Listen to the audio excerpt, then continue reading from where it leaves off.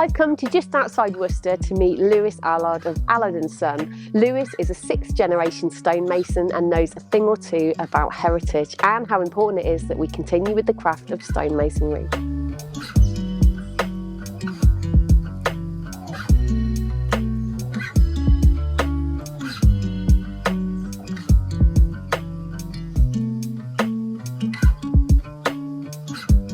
Hi there, Lewis. Can you tell us a little bit more about who you are and what you do here at Steve Allard & Son? Yeah, I'm Lewis Allard. I'm a 6th generation stonemason. Don't know whether that's a good thing or a bad thing, since you get kind of stuck into it. But yeah, I'm pretty much the one that now runs our firm. Dad's still with us, obviously working in the workshops down in Callow End. But yeah, so I'm 18 years now. It's a nice trade to be in. Just hard work. Yeah, I bet it is. So with obviously you're now the 6th generation of your family, like, have you got sort of early memories of perhaps being with your dad and like working with stone? Do you think it's always been in your blood? Yeah, it must. I think it's always been, one, I've always loved the machinery. So I've always messed around, with normally breaking things. Back when Dad was working on the house, he'd do the stone walls and things like that. So I was always getting in his way. And then kind of left school. Didn't think I was going to come into it. Thought I'd be a mechanic. Probably should have stayed being a mechanic, but no, only joking. But I think I got to 16. I was like, I don't really know what I'm going to do. Kind of sort of fell into it, and then the more I did it, the more I loved it. Tried working with Dad. He tried teaching me. I'm left-handed. He's right-handed. We don't tend to have the patience with each other. So he kind of just said, right, there's the tools. Just get on and do it.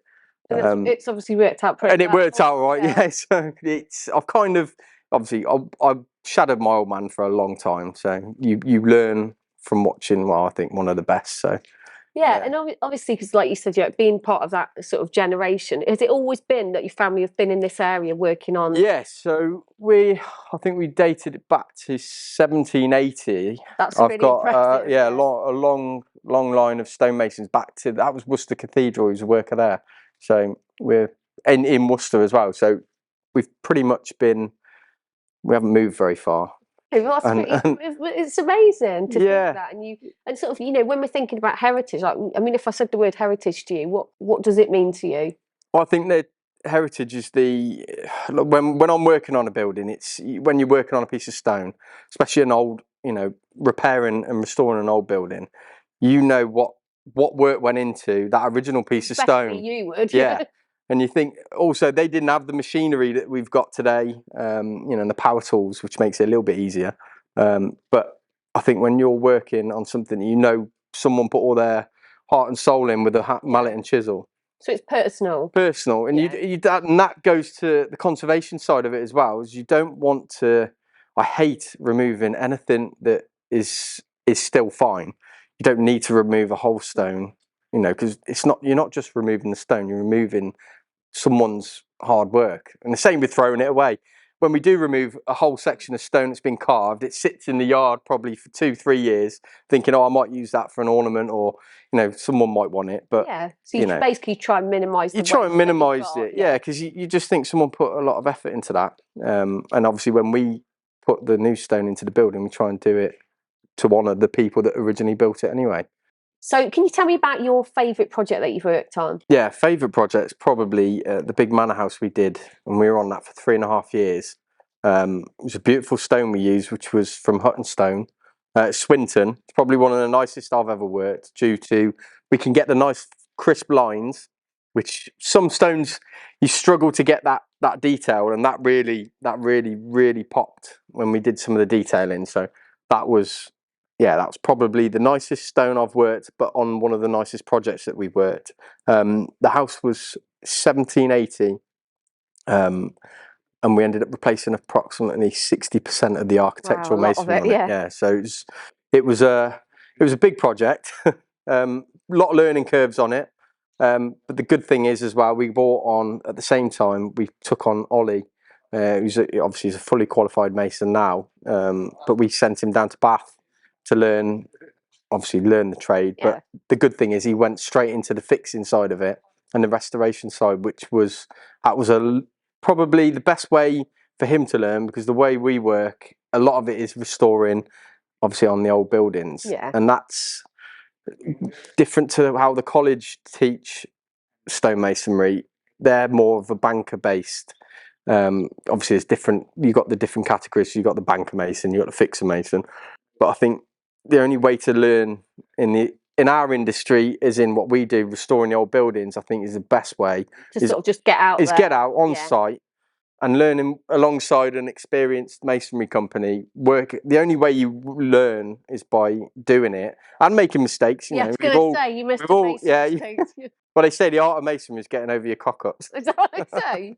Apparently. Yeah. But none of your cock-ups remain around. No, you fix them. You fix them. No. But that's it, isn't it? It's only by learning, and like you said about sort of young people coming into it, that you have to make mistakes to learn, but you have to have the confidence to just be like, I'm going to do it, and if it goes wrong, I'm going to learn what I did wrong. And exactly. And most employers, and like any fully qualified stonemason training up a youngster, if they make a cock up, we're not going to go screaming at them for oh, that's it, unless it was a very expensive big piece of stone.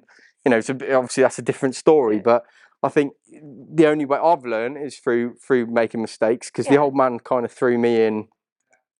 His way of teaching me was just go and do it, and then give me. But you said earlier that he didn't hand on his tools to you. No, he likes keeping his own tools. He likes his own yard. He doesn't let me work in there, and he won't. Any tool that we borrow, he's constantly texting to say I want it back. Like a library service where he checks it out. Yeah, literally, it is.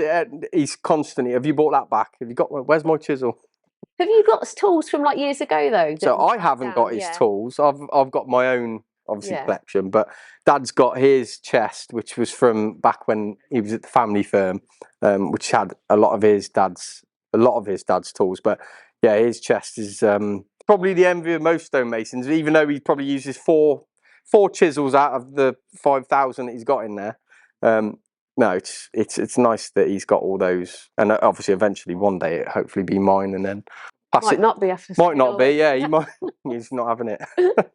And obviously, talking about Ollie and stuff, you're obviously passionate about getting young people into the craft, aren't you? I think the biggest problem we're finding now, and a lot of masonry companies, I think, are in the same boat as us, is the work's out there. The old buildings aren't getting any better, and I think there doesn't seem to be enough youngsters coming in.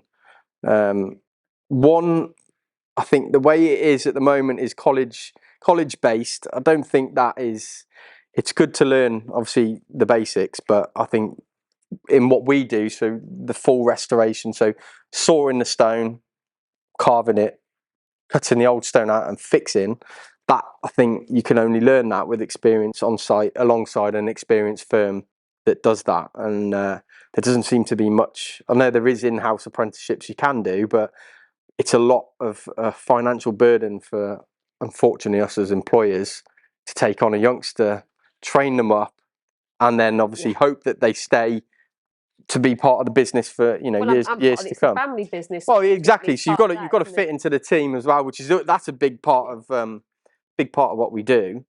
So see, a lot of what you do is on the restoration side. Yeah. So why is it important to do a sensitive restoration? I think the biggest thing for us is you're working on a building that's 200-300 years old.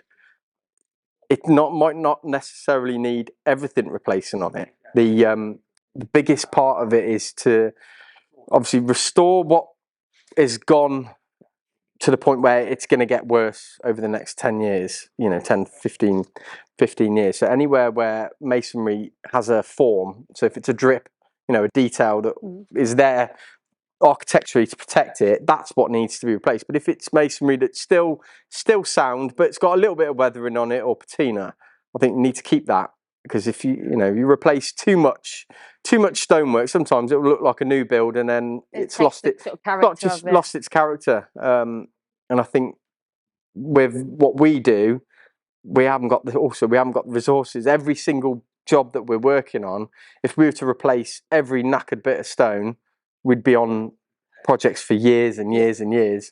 We wouldn't be able to, sort of move on to the next one. Conservation is keeping it in a good order, but also so it can tell its story. Yeah, and I agree. Yeah. It's so it can tell its story. Definitely. Have you got any projects coming up that you'd like to talk about or that you can share? Yeah, we've got a few. I can't say too much detail, but we've got a lovely big church restoration coming up, which will be a very interesting one.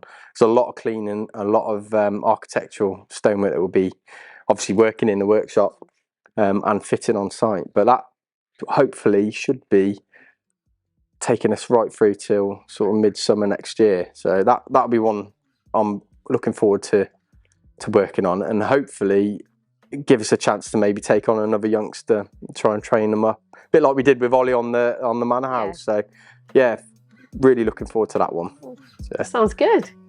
Thank you so much for talking to me today. I've learned a lot, and I'm looking forward to seeing what you go on to achieve. Oh, brilliant. It was lovely to have you here anyway, show you obviously what we finally do.